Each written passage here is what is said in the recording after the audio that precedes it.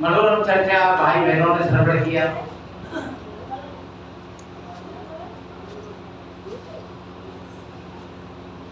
कहीं तो थोड़ा अंधविश्वास पर भी प्रकाश डाला। जैसे जो भाई बहन अपने जीवित माता पिता की सेवा ना करके जब वो मर जाते हैं तब फिर जल पिलाते हैं, श्राद्ध करते हैं।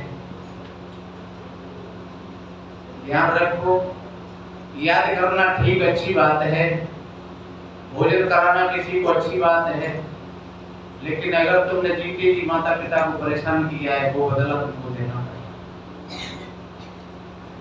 इसलिए वो सौभाग्यशाली है जिनके माता पिता, जिनके सास ससुर अगर घर पर मौजूद हैं तो जीती जी बढ़िया सेवा करें। और सेवा केवल वही नहीं होती है इन्हें हाथ पैर दाब दो या भोजन करा दो। माता पिता की सेवा इतनी सरल और सहज होती है कि आप ज्यादा नहीं तो 10-20 मिनट उनके पास बैठ करके और उनकी बातों को आपने सुन लिया और अपनी खुशखबरी सुनाई गई, सभी लोग वो खुशी हो, इतनी सेवा से वो खुश हो गए। और फिर अगर तुम स्नान करा देते हो, कपड़ा भी धो देते हो, उनको पूछ करके भोजन बना करके दे देते हो, तब तो फिर क्या है, तुम्हारे जीवन में कभी किसी प्रकार का दुख संकट नहीं। ये माता पिता बुजुर्गों का आशीर्वाद। तो वे सौभाग्यशाली हैं जिनके माता पिता सास ससुर घर पर हैं, तो वो खूब सेवा करें आज से और खूब सेवा कर लें। और जिनके माता पिता का शरीर या सास ससुर का जिनकी अगर गोद में छूटा है तो समझ लो वो कभी खोल करने के लिए नहीं आएंगे। वैसे वो खोल कभी नहीं करती है, ऐसा होता ही नहीं है। ये तो हमारे मन का भ्रम होता है, जब हमने किसी को दुख दिया है तो फिर हम भी उस दुख में चले जाते हैं और हमको भी लगता है कि भैया ये तो मामला इसी तरीका से हो, पर खोल कौन कौन पर है। और फिर एक बात और है कि माता पिता का हृदय तो ऐसा होता है, चाहे कितनी भी माँ को परेशानी आ जाए लेकिन फिर भी वो अपने बहू और बेटा और नाती पंथियों के लिए हमेशा शुभकामनाएं करती रहती है। भैया जो कुछ किया है वो उन्होंने अच्छा किया है, लेकिन हे मेरे मालिक उनको कभी किसी प्रकार का दुख मत दे। उनकी ये भावना होती है माता पिता। तो माता पिता तो कभी ऐसा सोच भी नहीं सकते। तो मेरे बहन भाइयों, हम बाद में हमको ये ख्याल आता है, बाद में ये ध्यान आता है, केवल दुख से मुक्त होना किसी का नाम लेने की बात नहीं है कि आप पर दुख पड़ रहा हो आप किसी का नाम लो तो आप मुक्त हो जाओगे उस दुख से। आप मुक्त नहीं हो पाओगे। इसलिए पहले ही संत जगाते हैं। क्यों? क्योंकि बदला तो किसी का किसी पर छूटता नहीं है। भगवान राम को भी बदला देना पड़ा था, जो छुप करके उन्होंने बाली को मारा था। और बताते दूसरे जन्म में वो भगवान कृष्ण बने और वो बाली जला नाम का बदिर बना था। तो जैसे श्री राम जी ने छुप करके तीर मारा था, ऐसे ही जला नाम का जो बदिर था वो प्रवास पट्टन में शिकार खेलने के लिए गया। और भगवान कृष्ण जब महाभारत हो चुका था पूरा और शरीर में रोग आ गए तमाम, और बताते वहां बड़ी व्याकुलता में लेटे हुए थे, पैर पर पैर रख करके। वहां चित्र बना हुआ है सोमनाथ में, जो प्रवास पट्टन है वहां पर। तो ऐसे पैर पर पैर रखे हुए थे। तो बताते हैं उसने तीर मारा और जानबूझ करके नहीं मारा, उसको ऐसे लगा था कि ये मृग बैठा हुआ है, ये मृग का मस्तक है। तो तीर मारा तो जाकर के भगवान कृष्ण के पैर में कट लगा और आज जैसी आवाज हुई वो दौड़ करके पहुंचे और अधिक ने कहा भैया भगवान मेरे से तो बहुत बड़ी गलती हो गई। बोले नहीं भैया कोई बात नहीं है, ये गलती नहीं हुई है, ये हमारा और तुम्हारा आज तक का संवाद था, ऐसे हमने भी तुमको ऐसे तीर मारा था और आज वो हमारा तुम्हारा संवाद पूरा। तो इसलिए किसी के बल पर आप पाप मत करना।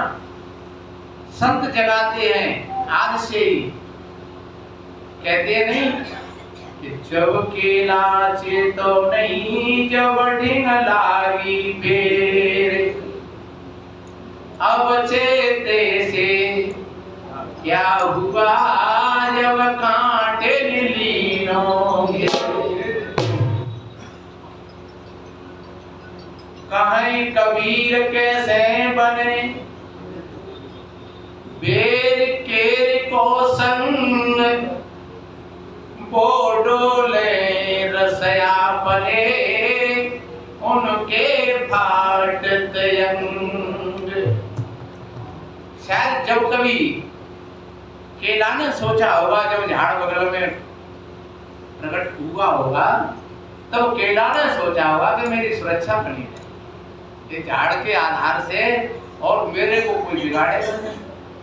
लेकिन उसको नहीं पता था कि ये झाड़ ही मेरे लिए और मेरा दुश्मन बन जाएगा। और जब बड़ा हो गया, अब हवा चलती है तो फर फर फर फर फर फर फर फर केला के पत्ता फर फर फर फर करते हैं, और उधर वो झाड़ के कांटे उसको खा खा करके और चीर चीर बेटोले रसया। कितनी माताएं कहती हैं महाराज क्या किया जाए, हमारा बेटा हमारी बात को नहीं मानता है और वो शराब पी जाता है, वो अपने रस में मस्त है, तुम्हारे शरीर फट रहे क्यों? कि पहले तुमने नहीं सोचा। अगर पहले से अगर ये सोच लेते, पहले से अगर सत्संग में जुड़े होते तो शायद आज ये बात नहीं होती। अब हमारे अंदर में तो ये मोह है कि हमारा बेटा हमारी बहू हमसे थोड़े अच्छे बोले, थोड़ा गलत काम नहीं करें। और गलत काम की तुमको भी अभी महसूस हो रही है जब सत्संग में थोड़े बैठे हैं, अन्यथा किसी को पता ही नहीं। तो चाहे पति हो, चाहे पत्नी हो, चाहे बेटा हो, चाहे बेटी हो, वो तुम्हारे संस्कारों के माध्यम से यहाँ मिलन हुआ है। चाहे वो मित्र हो, चाहे गुरु शिष्य हो, संस्कारों के माध्यम से ये मिलन हुआ है। और मेरे बहन भाइयों, अगर अब आज ऐसी बात है तो इसके विषय में बड़े विवेक से विचार करने की बात है। अब ये किसी भजन से या किसी बात से आप भजन कर रहे हो, वो शराब पीने के लिए जा रहा है, तुम्हारा भजन क्या करेगा? वो ठेका पर गया। तुम सत्संग में से जाओगे और वो शराब पी कर ठेका से आएगा, और फिर शायद लग जाए मौका तो तुम्हें धक्का मारते तो तुम डरी रहो, तो ये होगा कि वहां से गए सत्संग में और ये शराबा मिलेगा, जाने धक्का दे दो कर यार मार। अब बताइए सत्संग का दोष है कि वो हमारा किया हुआ दोष है। इसलिए मेरे भाई बहनों, संत तो जगाते हैं कि आप जागृत होकर के आप किसी भी कार्य को करोगे तो आपका जीवन सुखद और सुंदर बनेगा। तो कोई बात नहीं है, घबराने की बात नहीं है। आज भी अगर तुम अपनी लाइफ को ठीक तरीका से अपनाते हो तो वो भी समय उसका पूरा हो जाएगा, और जब पूरा हो जाएगा और धीरे धीरे, एकदम तो नहीं, लेकिन मैं दावे के साथ कहता हूँ फिर से तुम्हारी लाइफ बढ़ेगी। क्योंकि तुम जगे तो सही और तुम जागे आज से ही, तो दो बात हो गई। एक तो तुमको किए हुए का पश्चाताप होगा, क्योंकि प्रायश्चित अगर करोगे कि वास्तव में ये सत्संग में महात्मा लोग कहते हैं ये बिल्कुल सही बात है। जो प्रायश्चित करोगे तो फिर तुम किसी को दोष भी नहीं दो, क्योंकि गलती तो हमारी है नहीं। जब गलती हमारी है और हमको ये पता लग गया तो फिर हम प्रायश्चित करेंगे उस बात का। और जब प्रायश्चित करेंगे और शायद फिर बेटा के भी डक्का खा लेंगे, बहू के भी डक्का खा लेंगे, और शायद जब तुम डक्का खाने के लिए तैयार हो जाओगे, तुम अपने कर्मों को स्वीकार कर लोगे, तो आज नहीं तो कल फिर वो भी शायद उनकी समझ में आ जाएगी कि चलो अब तो बहुत हो गया और हमने बहुत कुछ कर लिया, लेकिन अब तो हमको भी थोड़ा समझ आए। तो शायद ये आशा ही नहीं, पूर्ण विश्वास है कि आपकी लाइफ फिर से ठीक बढ़िया बन जाएगी। इसलिए हारने की बात नहीं है, ये समस्याओं का समाधान कोई और नहीं करेगा, समस्या का समाधान किसी मंदिर से नहीं होगा, समस्या का समाधान मस्जिद में नहीं होगा, समस्या का समाधान होगा तो फिर तुम्हारी विजया और विवेक से। इसलिए संत तो जगाते हैं। और ये रामायण में भी कितनी बढ़िया बात कही, जब सीता जी और श्री राम जी जमीन पर लेटे और तब निषाद कह रहे हैं कि देखो रे, सीता जी के पिताजी महाराज जनक और श्री राम जी के पिताजी महाराज दशरथ दोनों सम्राट राजा, और सीता जी साक्षात भगवती और श्री राम जी भगवान। लेकिन आज ये जमीन पर और वे क्या कह रहे हैं कि केकई नंदन मंदमत कठिन कुटिलपन कीन और जय रघुनाथ सीता जी को शुभ अवसर दुख लीन। उस हत्यारी केकई ने कैसा नाश करो, कैसी मती की बंद बेवकूफ, ऐसे भगवान राम और ऐसी मां सीता, और कितनी क्रूरता धारण करी कि इनको घर से और वनवास दिलवा दिया। आज तो इनका समय गम सोने का था, जो आके जंगल में और जमीन में है, कंकड़ों में लेटे हुए मच्छर कीड़ा खा रहे हैं। धिक्कार है उसके कई के लिए। तो फिर इस निषाद की बात को सुन करेंगे कि बोले लखन मधुर मृदुवाणी ज्ञान विराग भगति रस सार। उन्होंने फिर निषाद से कहा कि भैया, अरे कोई न काहू सुख दुख कर दाता, निज कृत कर्म भोग सब दाता। भैया केकई माता को आप दो संबंध दीजिए। केवल लक्ष्मण जी को पता, क्या पता था? ये पता था कि जब तुम चार बेटा है तुम्हारे, और चार बेटा अगर तुम श्राद्ध करोगे या संत महात्मन बुलाओगे या कोई हल्की फुल्की कथा करवाओगे, तो तुम ये सोचोगे कि हमारे चारों बेटा समय पर मौजूद हो, तब हम करेंगे। लेकिन दशरथ जी इतना बड़ा काम करने के लिए जा रहे हैं, और जबकि भरत और शत्रुघ्न को नरसार में भेज दिया। क्यों भेज दिया? कहीं ना कहीं दाने में कारो दिख रहा है। इसलिए उन्होंने भरत और शत्रुघ्न दोनों को नरसार में भेज दिया। और ये तीनों लोगों का ये षड्यंत्र था। राजा दशरथ जी, माता कौशल्या और वशिष्ठ, ये तीनों की ये सलाह थी कि वो तो चले गए अब वहां पर, और केकई ये पतोड़ी पड़ जाए, अन्यथा केकई को पता लग गया तो मामला गड़बड़ हो जाएगा। क्योंकि राजा को भी ये संशय था कि मैंने केकई से मैं वचन आ करके बैठा हूं, कहीं ऐसा नहीं हो जाए कि वो अपनी बात मेरे सामने आज रख दे, जिससे जब विषय मत आनंद होगा के सामने। तो ये निश्चय कर लिया भरत और शत्रुघ्न नरसार में, और केकई को भी पता नहीं, और उन्होंने ये काम निश्चय कर लिया कि सवेरे ही और श्री राम जी को हम राजा बनाए। उन्होंने देख लिया था कि भैया मेरे बाल सफेद हो गए, अब मैं व्रत दौड़ने के लिए जा रहा हूँ, और अब तो मैं अपने जब बातें अपनी पूरी कर दूं, इसलिए मेरा काम पूरा हो जाएगा। और हाँ, अगर महाराज दशरथ भरत और शत्रुघ्न दोनों को बुलवा लेते तो शायद ये घटना फिर नहीं होती, क्योंकि भरत एक ऐसा संस्कारवान व्यक्ति था कि वो भगवान राम का भाई था, और वो कभी ऐसा नहीं होने। दूसरे मंत्रा का संग, कितना बढ़िया कहा है कि कौन कुसंगति पाई न साई, रहे नानी चमते चतुराई। कुसंगति में पढ़ करके किसका विनाश नहीं होता है।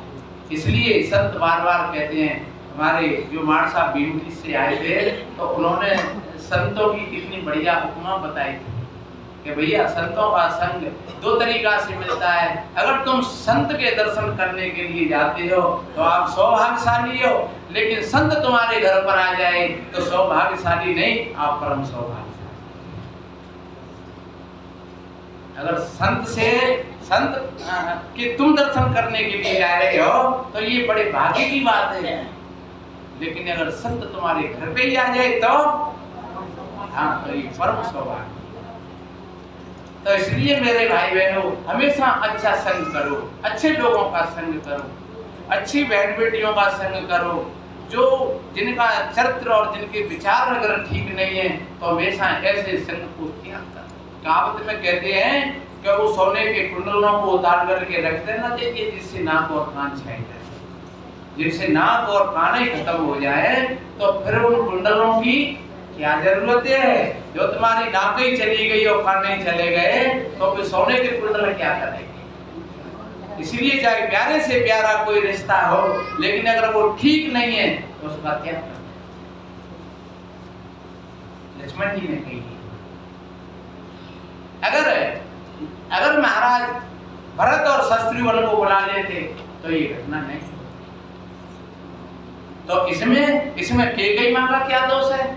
जब उसके सामने ये षड्यंत्र रचा जा रहा था और उसकी दासी पर ये जिम्मेदारी थी, क्योंकि पहले जो राजराना जो राजघराने होते उनके साथ में दासियां आती तो वो यही चौकसियाई के लिए आती थी। वो सेवा तो करती थी, लेकिन ये भी देखती थी कि हमारी रानी के साथ में कोई धोखा तो नहीं हो रहा है, हमारी रानी के साथ में कोई गड़बड़ तो नहीं कर रहा है। वो जिम्मेदारी उनकी है। मंत्रा ने जब ये गलियों में चर्चा सुन ली कि सवेरे राम राजा बनेंगे तो आकर के और उसने उसको जगा दिया, अरे पागल तू सो रही है, राम राजा बनने के लिए जा रहे। ये तो बताए, एक बात बताए, राम राजा बनने तो कौन सी बुरी बात है। देखिए राम तो हमारे राम है, बड़े हैं वो सब भाइयों में। बोले पागल राम बड़े हैं पर तब तो पता लगेगा तब तू जाकर के वहां झोपड़ी में तो आ रहेगी। हाँ, क्योंकि अखीर कौशल्या सौदी तो है। अगर इतनी तेरी प्यारी होती तो फिर तो नहीं बुला लेती। तोते तो कह देती क्या बात है कि बहना अब राम है, अब राजा बनाए रहे हैं। दशरथ जी तो कह देते थे तो प्यारे हते नहीं हैं, कितने प्यारे दशरथ जी तेरे, लेकिन तो कहिएगा जो बात है कि मोते तो ना कही ले बताए अयोध्या में बिलगुआ लगे रहो और तोते कही ना नहीं बात है। तब एकदम बाएं कान खड़े हो गए, आज तो यार मेरे साथ। तो अब मैं बता दे, जब राजा शाम को जाते हैं महलों में तो उसने अपना ड्रामा रच दिया।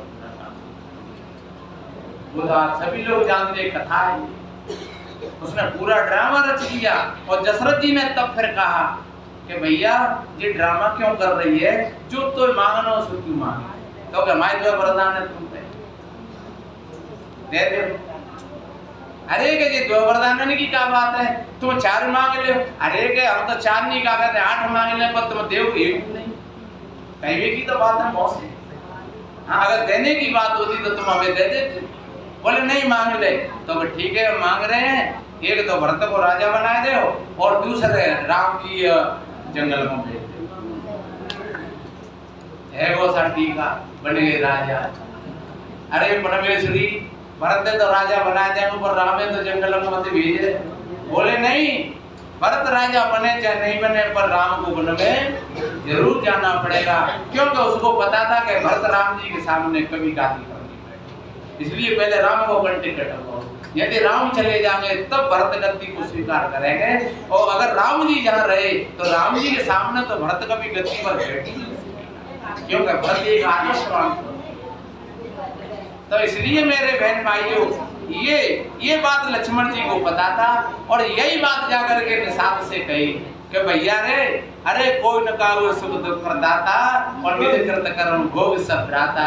अरे राम जी तो बड़े भैया थे हमारे और हम तो सेवक हैं ही, लेकिन जब ये बात राज तिलक की आई थी तो भैया राम जी कह देते कि भैया भरत ने बुलाए ले हो जब ये काम होगा, भैया शत्रुघ्न ने बुलाए लो जब ये काम होगा। लेकिन श्री राम जी ने भी नहीं ये बात कही, और जब नहीं कही तो जब जागो परिणाम पाया कि जमीन और पाए। अब जाम कोपा करेगो है। इसलिए मेरे बहन भाइयों, ये बात आप अपने जीवन में ढाल लेना कि जहाँ कहीं छल और कपट की दीवारें होती है। विभीषण के मुख से, विभीषण जब मिलने के लिए आए तो श्री राम जी के मुख से ये बात कहलवाई कि भैया बता रहे हैं कि वो एक राक्षस मिलने के लिए आया है। कौन कह रहे? वो वानर कह रहे थे श्री राम जी से आकर के। तो कहे आने दो। तो कहे महाराज पता नहीं है, वो राक्षस है, जानी न जाए निशाचर माया, और काम रूप के कारण आया। तो उन्होंने कितनी बढ़िया बात कही कि निर्मल मन जन सो मोए पावा, और मोए कपट छल क्षेत्र निभावा। अरे भैया, जो कपटी होगा, जो कामी क्रोधी होगा, जो लोभी और मोही होगा, वो मेरे दर्शन कभी नहीं कर पाएगा, वो मेरे पास आएगा भी नहीं। मेरे पास तो वे लोग आएंगे। तो अब आप विचार कर लेना कि हमारा हृदय कैसा है। अगर हम सच्चे सत्संगी हैं और सच्चे अगर हम जिज्ञासु हैं, तो हम अपने भीतर से इन सारे विषैले पदार्थों को निकाल करके तो आपका रास्ता बढ़िया बन जाएगा। आप शरीर से भी स्वस्थ रहोगे, धीरे धीरे सारे रोग और बीमारी भी निकल जाएंगी। घर परिवार में समता आने लगेगी, क्योंकि विषमता का कारण क्या होता है? विषमता का कारण छल और कपट। ये अगर विषमता नहीं होती तो भगवान राम जंगल को नहीं जाते। पर जब कह लेते हैं कि भैया वो तो लीला कर रहे, वो तो भगवान है, और वो तो अगर राम वन को नहीं जाते तो फिर रावण कैसे मत, तो वो तो पहले ही सब बात थी। तो इस तरीका से मेरे बहन भाइयों, हम भी अपने जीवन पर जब ऐसा लक्ष्य डालते हैं तो फिर हमको भी ऐसा ही लगता है कि चलो ठीक है, बढ़िया है, यही होना था और हो गया। तो इसलिए अपने जीवन को, हमारे जीवन का कोई विधाता नहीं है, आप अपने जीवन के निर्माता हो, लेकिन हम भूल जाए। जीवन खत्म हुआ तो जीने का ढंग आया, जीवन खत्म हुआ तो जीने का ढंग आया। जब बुझ गई समातो में दिलों में रंग आया, जब बुझ गई समातो में दिलों में रंग आया। गाड़ी निकल गई जब घर से चला मुसाफिर, गाड़ी निकल गई तो घर से चला मुसाफिर। मायूस हाथ मलते, मायूस हाथ मलते, वापस रंग आया। जीवन खत्म हुआ तो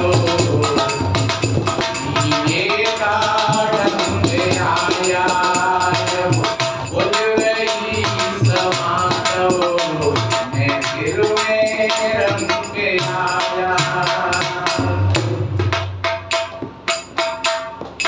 स्टेशन पर पहुंचे, गाड़ी चली, अब उधर से हाथ मलते लौट गए यार।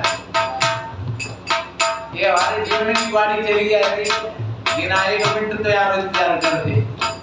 और देखिए, फुर्सत के वक्त में ना सुमिरन का वक्त माना। फुर्सत कब थी?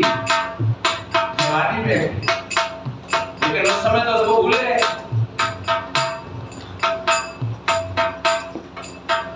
फुर्सत के वक्त में तो फुर्सत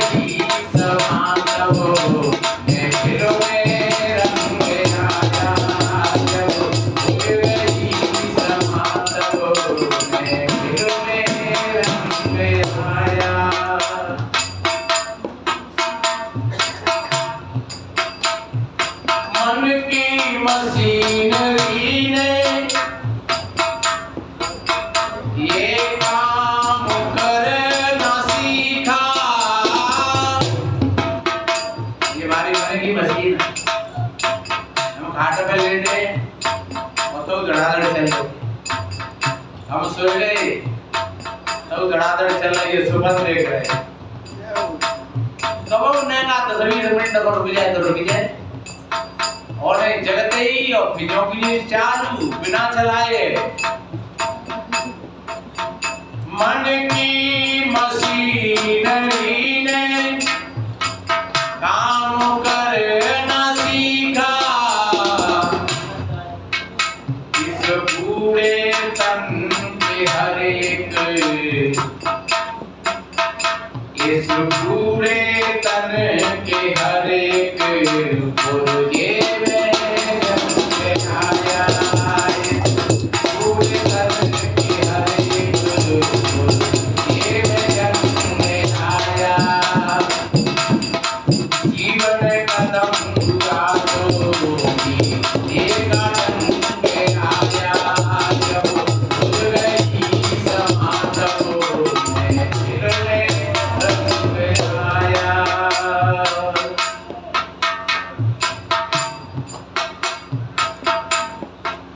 कितना बढ़िया कहा।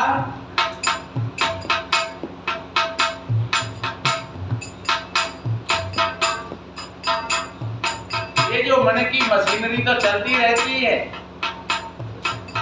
और तन के ही मशीनरी में हर एक पुर्जा में जंग लग गई, आखिर में जंग आएगी। और जब मीडी मीडी का देख रहे थे एक की चीज दी रहती, पता नहीं क्या हो गया जी, ये कान में जंग आएगी, तो कछु कह दो कछु सुनते, ये पायने में जंग आएगी, बैठे हैं तो लक्षण का घर भी कैसे जाए, भैया ने को आ जाए, ये हाथ में जंग आएगी। कभी कभी तो पत्थरों को, बड़े बड़े पत्थरों को उठा करके ले जाते थे, अब बिस्तर नहीं उठ रहा है खाट में से, चंद्रा की गोली करेगा, न बिस्तर से उठा जा रहा है न बिस्तर उठ रहा है, कैसी बीत रही। इसलिए पूरे तन के हर एक पिंजरे में जब आया, इस पूरे तन के हर एक पिंजरे में जब आया, जीवन कदम उठा दो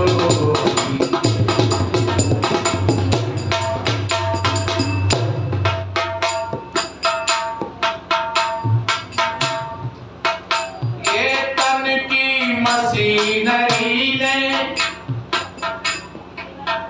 हथियार फेंक डाले, तन की मशीनरी ने हथियार फेंक डाले, यमराज फौज लेकर, यमराज फौज लेकर करने को जंग आया, यमराज फौज लेकर करने को जंग आया, जीवन कदम उड़ा दो कीजे का ढंग आया, जब खुद गई समाधो में दिल में रंग आया। इस शरीर ने हथियार फेंक दिए, अपने ढाल और तलवार फेंक दिए, अब यमराज गर्जने लगा कि अब हमारे, अब तुम होशियार हो जाओ, अब हथियार ही नहीं है, अब क्या लड़ाई लड़ोगे, अरे लड़ोगे तुम कैसे, लड़ने के दाव चूके, और लड़ोगे तुम कैसे, लड़ने के दाव चूके। पहलो अखाड़ो गर्भवास में से भजन है, कृष्ण आए कभी। पहला जो अखाड़ा था वहां पर चूके, फिर दूसरा अखाड़ा था वहां भी चूके, फिर तीसरा अखाड़ा था वहां भी चूके, अब चौथे अखाड़े पर अब तुम्हारे हाथ पैर भी नहीं काम करते हैं, अब लाठी भी उठाने में बड़ी कठिनाई पड़ती है, अब तुम क्या लड़ोगे। इसलिए मेरे बहन भाइयों, संत तो जगाते हैं कि आज से ही जागो, किसी के भरोसे मत रहना, आप अगर अपने जीवन के निर्माता हो, आप अपने जीवन को सही विधान से बनाओगे, इसमें किसी की बुराई नहीं है और किसी की निंदा नहीं है। आप अपने जीवन को अच्छा बनाओगे तो अच्छा बन जाएगा, और अगर गर्त में डालोगे तो गर्त में चला जाएगा। मैंने क्या बोला? जब केला चेतो नहीं, जब ढिगलागी बेर, और अब चेते से क्या हुआ जब कांटे तीनों। सत्संग में बहुत कम भाई बहने आते हैं। मैंने कहा था जिनके अगर सास ससुर, जिनके माता पिता जिनकी गोद में हंसते हंसते शरीर छोड़ करके जाते हैं, समझ लो कभी स्वप्न में भी उनकी सासू मां उन पर कभी घोर करने नहीं है। और ज्यादा सपने उन्हीं लोगों को होते हैं जिनके विचारों में थोड़ी सी केंद्र। इसलिए बताते हैं एक बुढ़िया और बुड्ढा बेचारे चिल्ला चिल्ला करके मरे, तो चिल्ला चिल्ला करके मरे। अब एक दिन बहू सो रही, बगल में बच्चा सो रहा और पति देव भी सो रहे, और सपना देख रही वो। तो सासू माँ के बिखरे बाल, बड़ा भयानक चेहरा, और वो दरवाजे में खड़ी और डंडा ठोक रही, तेरी दाढ़ी मारूं अब देखें, तेरी दाढ़ी मारूं अब देखें। और डोकरा पीछे से कह रहे दाढ़ी में अब देखें नहीं। और बहू एकदम गिगाई के रो पड़ी, अपने आदमी से कौनी लगाई, सुनता ना हो कि हाँ आज तो सासू माँ बहुत क्रोधित हो रही है, और भयानक रूप है उनका, बड़े बड़े बाल हैं और चेहरा खराब है भयानक, और वो डंडा ठोक रही है दरवाजे में कि तेरी दाढ़ी मारूं अब देखेंगे। हाँ भैया थोड़ी देर और बैठ लो, क्या हो रहा है? अब देखूंगा मैं तुझे, अब देखूंगी मैं तुझे। और उधर में पिताजी कह रहे कि देदारी में अब क्या देख रहे, ये क्या है? ये हमारे पहले कर्मों की तो धरोहर है, वही तो हमारे चित्त में रील है। अब तुम देखा सवेरे ही जगह तो बच्चा को बुखार चढ़ रहा, उधरती भैंस ने दूध नहीं दिया, तुम जाकर के किसी सियाने के पास पहुंचे, और सियाने कौन से कहते हैं? जो चांदनी चुतिया बनाए दे बातें सियाना है। तो जाकर के जब ऐसे लोगों के पास में तुम पहुंचे तो फिर ने कही भैया तुम्हारे देवता रूप है, तो क्या किया जाए? उनको गंगा जी ने ला करके लाओ। अब तुम गंगा जी में पहुंचे, वहां पंडन ने लूटी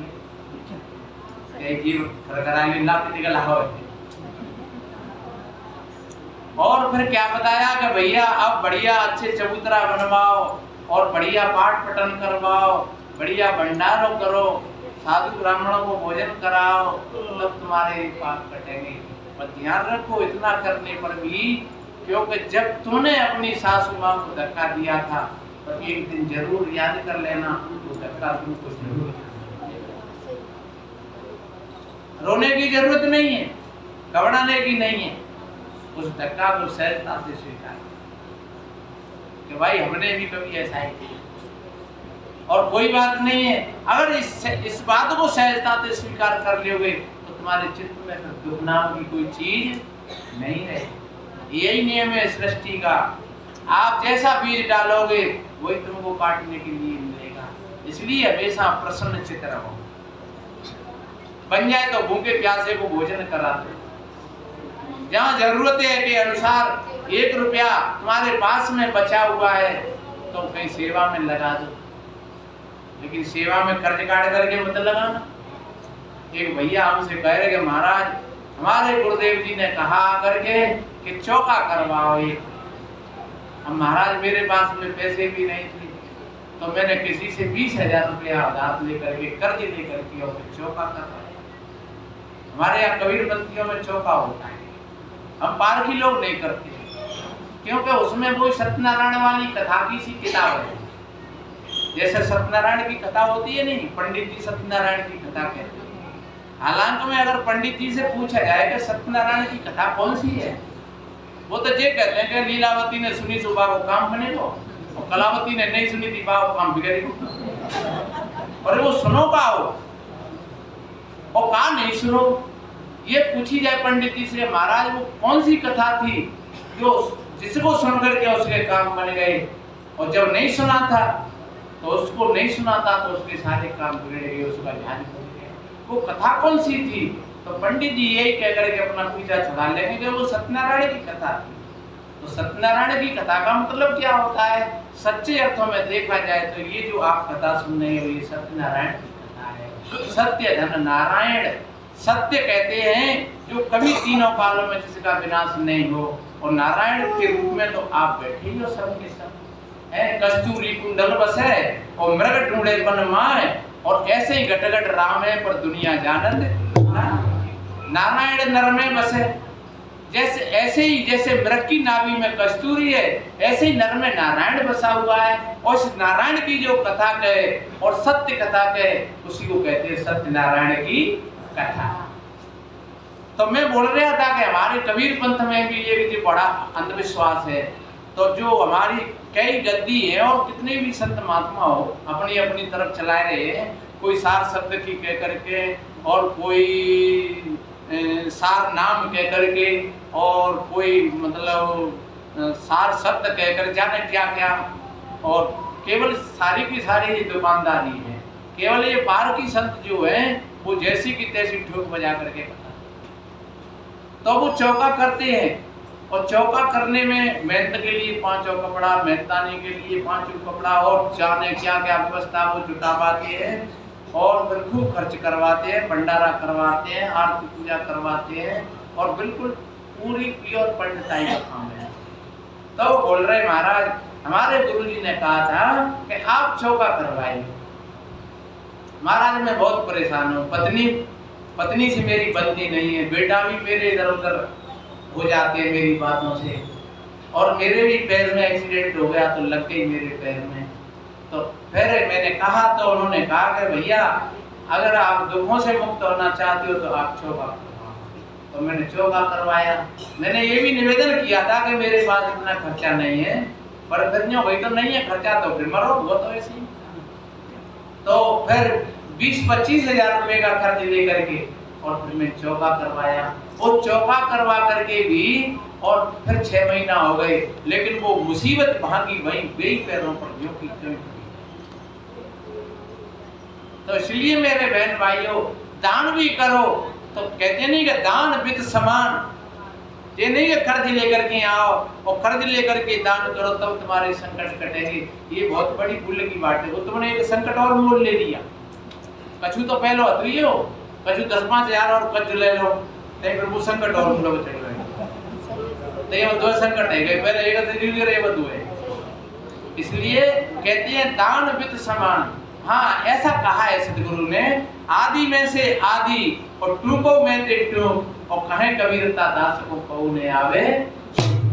इसलिए आप दान करें तो थोड़ा सा टुकड़ा अपने पेट पे से बचाइए, और एक एक टुकड़ा आप अगर बचाते जाओगे तो फिर 1 महीना में 4-6-8 रोटी हो जाएगी, और साल भर में 50-40 रोटी हो जाएगी।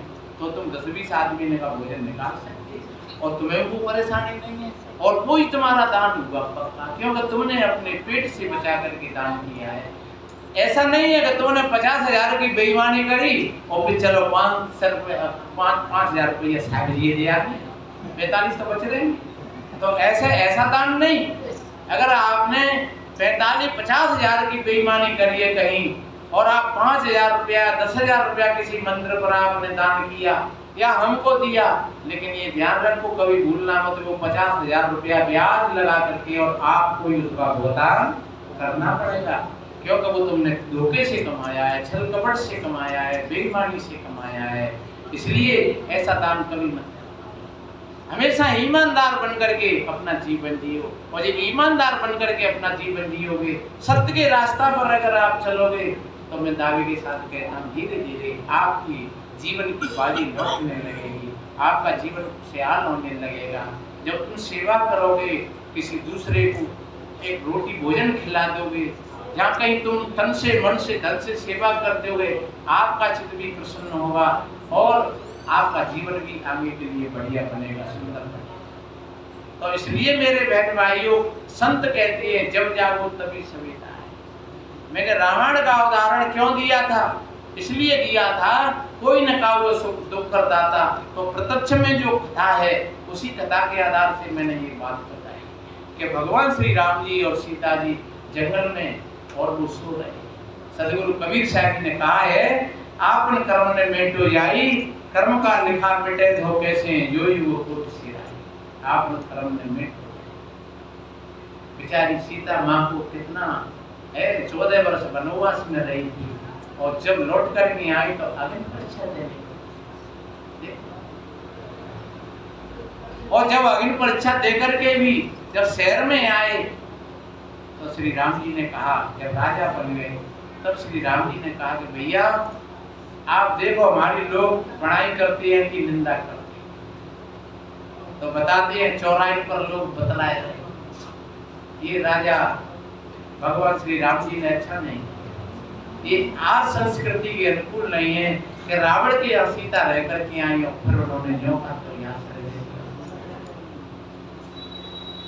जब 2-4 जगह ऐसी बात सुनी तब उन्होंने कहा कि भैया, राम जी ने जब पूछा अपने सभासदों से तो उन्होंने कहा कि भैया जब ऐसी निंदा हो रही है तो सीता जी को जंगल में उसको निर्वासित करें।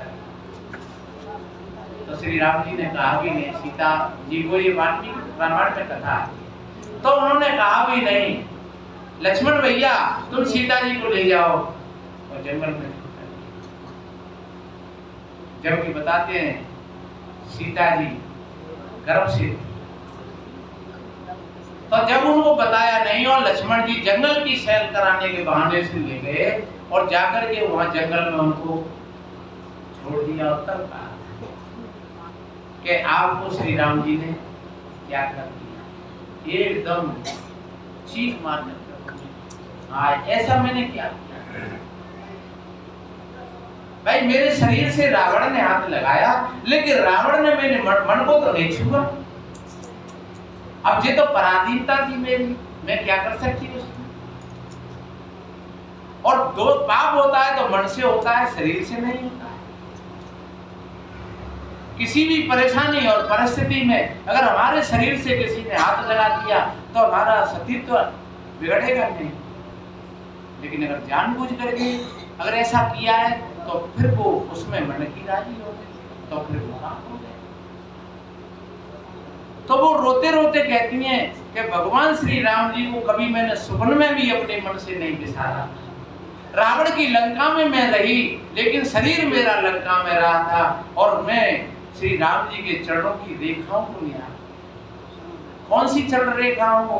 जब श्री राम जी मृग के पीछे भागे थे तो उनकी जो पदम जो पीछे से जो भागते हुए जो रेखा दिख रही थी और वो ही चरण रेखा मेरे चित्त में थी और उन्हीं का मैं ध्यान कर। और फिर राम जी ने समाज के भय से, भगवान श्री राम जी ने समाज के भय से फिर ऐसा अगर किया है तो इसमें फिर हमारी गलती क्या है?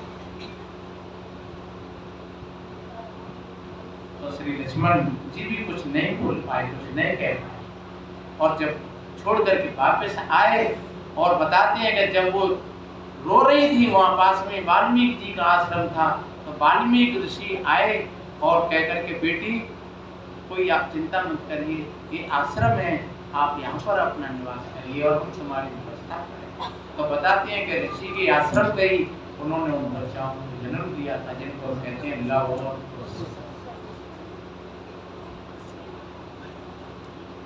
और बाद में जब वो बच्चा सियाने हो गए, समृद्ध हो गए और श्री राम जी ने जब यज्ञ का घोड़ा छोड़ा था तो उन्हें ही बच्चाओं ने उस घोड़ा को पकड़ा। ये तो आपने सीरियल में देखा, उन्हीं लवकुश ने और उस घोड़ा को पकड़ लिया और कहा कि भाई ये श्री राम का घोड़ा है कि राम को होए चाहे लक्ष्मण को होए, कहू को हो जावे, इस पर विजेता का झंडा लगा हुआ है तो विजेता तो वो ही होगा जो हमको जीते। जो हमको नहीं जीतेगा तो वो विजेता नहीं हो सकता है। तो बताते हैं कि उसने उन्होंने हनुमान जी को परास्त कर दिया और भरत और शत्रुघ्न को पराजित कर दिया, लक्ष्मण को भी पराजित कर दिया और तब श्री राम जी पहुंचे। देख यही तो भोग है। ये कथा तो कुछ और तरीका से होती है, लेकिन उसकी वास्तविकता उसके पीछे कुछ और होती है। क्योंकि क्या वो जाने नहीं पाए होंगे जब इतनी लड़ाई चल गई, क्या सीता जी को पता नहीं होगा?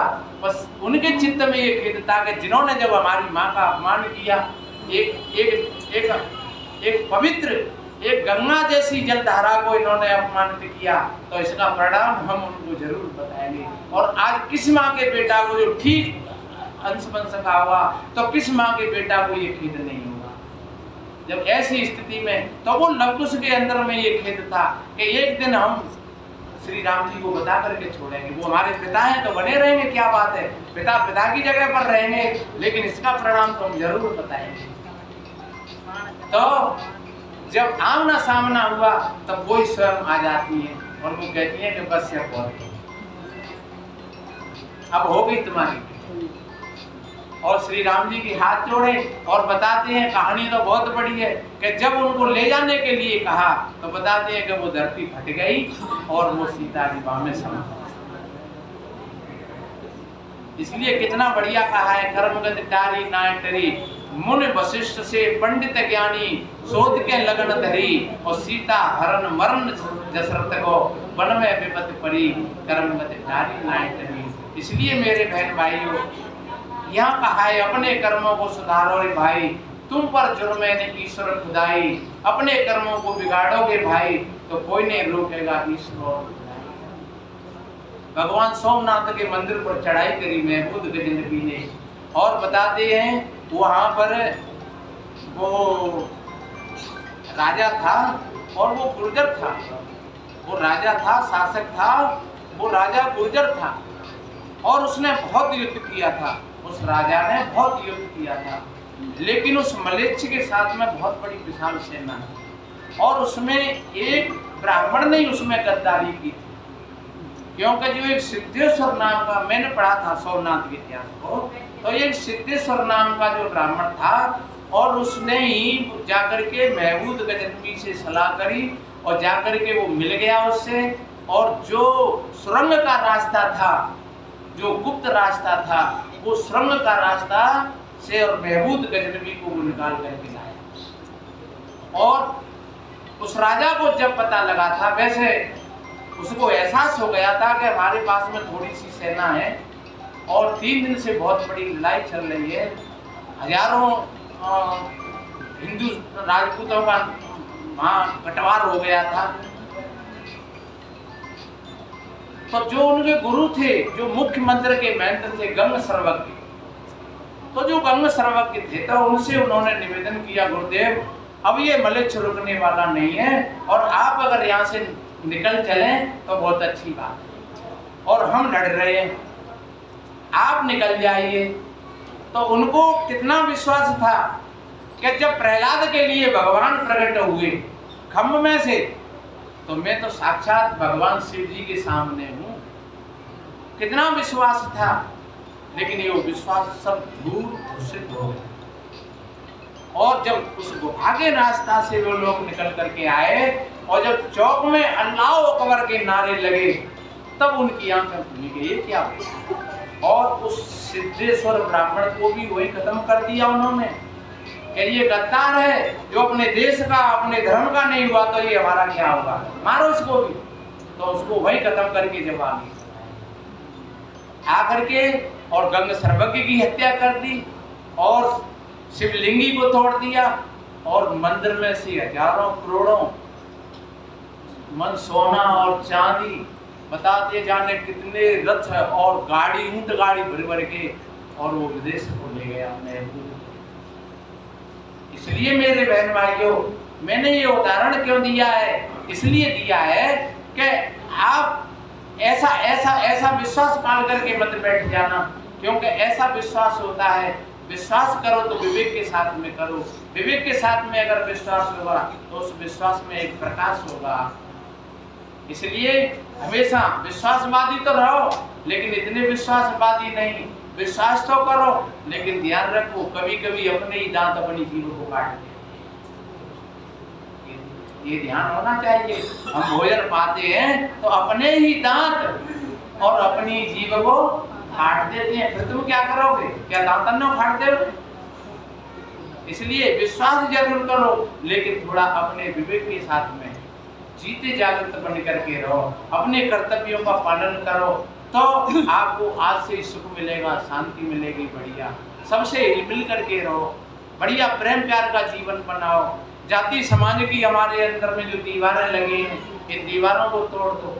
हमको ये अपना राष्ट्र मजबूत बनाना है, तो जब ही ये राष्ट्र मजबूत बनेगा जब हम सभी एक कंधा से कंधा लगा करके, और अगर हम अपनी अपनी तामते रहे तो आज नहीं तो कल ये देश फिर लुट जाएगा और फिर से गुलाम हो जाएगा और फिर से वही स्थिति आ जाएगी। इसलिए हम अपने देश को, अपने राष्ट्र को मजबूत बनाएं, बच्ची बच्चाओं को बढ़िया अच्छी शिक्षा और संस्कार दें। इसलिए क्योंकि आगे की पीढ़ी हमारी, जब आगे की पीढ़ी बढ़िया होगी तो फिर आगे चल करके तुमको भी सुख मिलेगा और शांति मिलेगी। और भूत प्रेत जंत्र मंत्र तोड़ना टोटका भैरव भवानी, ये बिल्कुल चित्त में भय मत पालना, ये होता ही नहीं है। बिल्कुल चित्त में भय मत पालना, ये केवल भय ही हमको परेशानी करता है। अपने चित्त में भय मत पालना, अपने इष्ट पर विश्वास रखना। जहाँ तुम्हारा इष्ट तुम्हारे साथ में है तो उसकी बातों पर पूर्ण विश्वास रखना। इसलिए मेरे भाई बहनों, चलते चलते एक छोटा सा भजन सुनाओ।